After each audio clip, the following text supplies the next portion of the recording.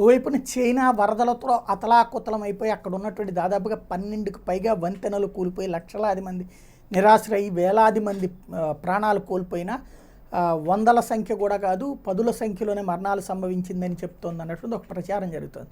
అది పక్కన పెడతాయి, ఎందుకంటే అక్కడ ఏం జరిగినా బయటికి తెలియదు, వాళ్ళు చెప్పరు, చెప్పనియ్యరు.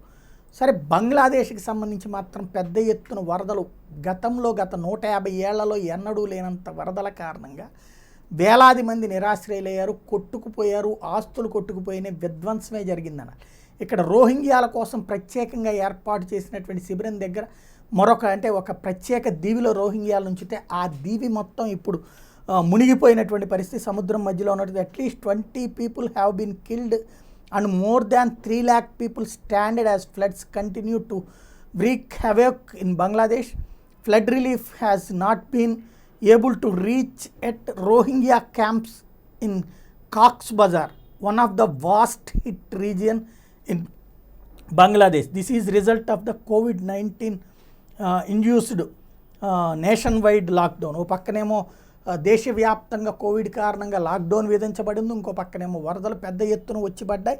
ఇప్పుడు అక్కడికి కనీస ఆహార వసతి అందించలేనటువంటి పరిస్థితి, ఓ రకంగా తీవ్రమైనటువంటి సంక్షోభంలోకి బంగ్లాదేశ్ వెళ్ళిందనడంలో అతిశయోక్తి ఏం లేదు.